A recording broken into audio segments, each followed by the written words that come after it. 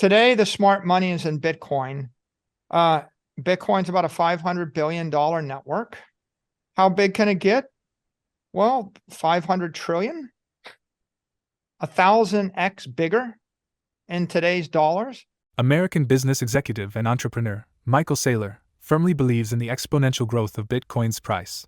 He envisions that someday, a single Bitcoin will be worth tens of millions of dollars, offering substantial returns for both current and future investors. Saylor's confidence in Bitcoin's potential stems from its essential qualities, particularly the strength of its underlying network. He envisions Bitcoin becoming a $500 trillion asset class, a 1,000% increase from its current market cap. Addressing a common question about investing in Bitcoin in 2023, Saylor draws an interesting analogy with buying property in New York City decades or even a century ago. People might have considered themselves late to the party back then, but investments in New York have continued to yield great returns for centuries. Similarly, Saylor believes that Bitcoin's growth trajectory will continue, with people from all levels of investment making substantial profits as it becomes a pivotal asset in the digital landscape. As per Saylor, Bitcoin will play a central role in cyberspace, attracting the world's entire population, just like people were drawn to New York City for its exceptional qualities. He envisions a shift towards Bitcoin as a preferred asset class, surpassing traditional options like bonds and equities. Saylor paints a promising picture of Bitcoin's development in the coming years, expressing his optimism during an interview with Altcoin Daily. Please take a moment to like this video, subscribe to the channel, and don't forget to drop your comment and observations in the comment section below. Thanks and enjoy the video. You know, New York was the greatest city in North America by about 1776, and you would have been late to the party. But the question is, would you buy a city block in New York in 1776? Or if you waited till 1876 and you were really late to the party and New York was the greatest city in North America, was it too late to buy a city block in New York City in 1876? Or how about 1976? If you were 200 years late to New York City, if you look at the property values of New York in 1976, what you'll find is you would be rich if you had actually bought real estate in New York in 1976.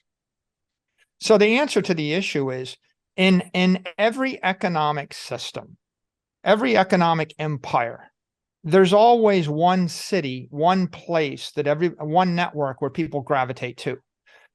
In the ancient Med, it was Carthage for a while, and then it was Rome, and then it was Venice, and eventually the French Empire terminated in Paris, and the British Empire terminated in London, and then eventually the American economic empire terminated in New York.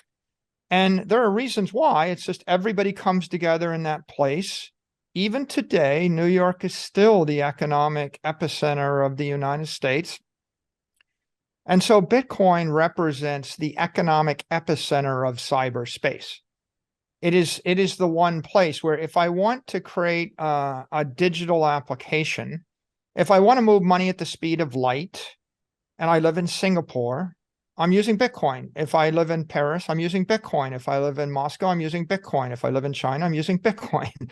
So you see, everybody in the world that actually believes in the idea of a digital asset that wants to build this as a treasury reserve asset, they're going to gravitate toward the most powerful network. Why? Because everybody else is gravitating there. Why do people go to New York? Because the smart money is in New York. I could go to New York 20 years ago.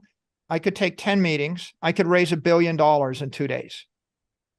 So why would you be so stupid as to go to New York? Well, because that's where the money is. The money is in New York. So I went. And what did I bring with me? I brought my brain power and I built my business there. And so I then reinforced that network effect. There's about $950 trillion worth of wealth out there, $350 trillion worth of real estate. Half of it is just capital or monetary premium. $300 trillion worth of bonds. Half of it is just a monetary premium. $100 trillion worth of equity. Half of it is a monetary premium. 12 trillion worth of gold. 80% of it is a monetary premium. So as the world gets smarter, people are going to sell those things because they don't make good money. Gold is awful money, right? It's just awful money.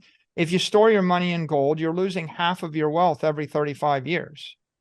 So why would you do that, right? It's not working. In the last 2.5 years, gold is down 5%. Bitcoin is up 150%. The only people that are buying or holding gold are people that aren't paying attention, right? The smart money is clearly running away from it. And in time, people will dump their gold. And when they dump their gold, Bitcoin will jump by a factor of 10. During the interview, Michael Saylor uses himself as an example. He admits that he was once a Bitcoin critic, and as the MicroStrategy executive chairman, he had tweeted in 2013 that Bitcoin would meet a fate similar to online gambling. At that time, each coin was trading below $100. However, years later, when Bitcoin proved to be a worthy investment and passed Saylor's test, each coin was trading at around $10,000.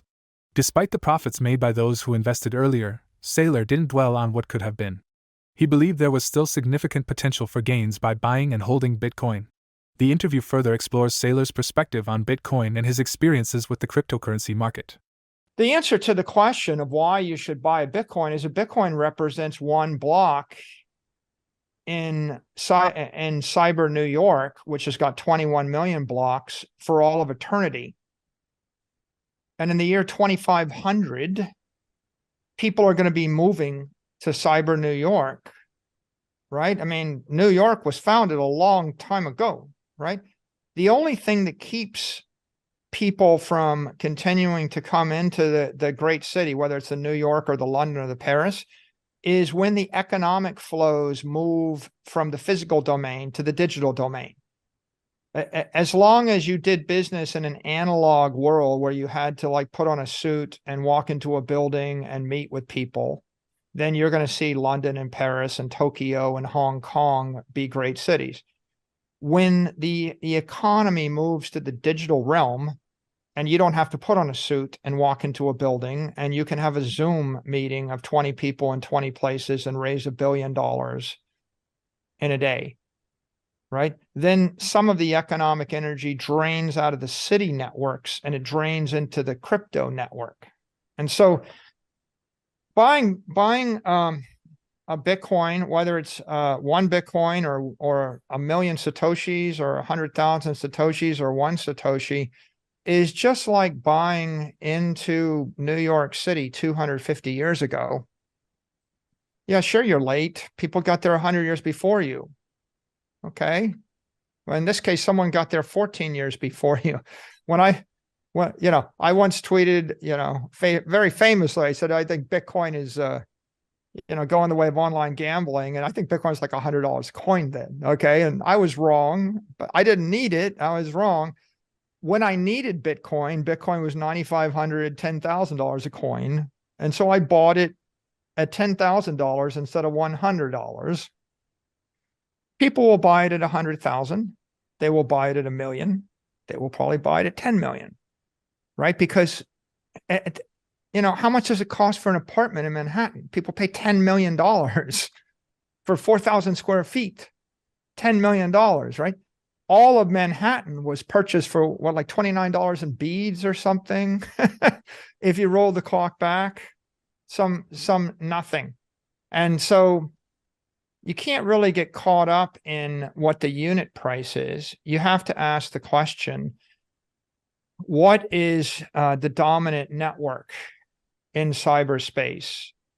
And Bitcoin is the dominant network. And the reason it's the dominant network is a bunch of things. One, all the smart money arrived there, right? If all the smart people that wanted a decentralized, non-sovereign store of value crypto network, if they all showed up, looked at 10,000 choices and picked this one and put all their money on it, right? That's like all the smart people, they showed up in America and they picked New York. Bitcoin is backed by 400 exahash of digital energy, and 400 exahash of digital energy makes it the most powerful computer network in the world.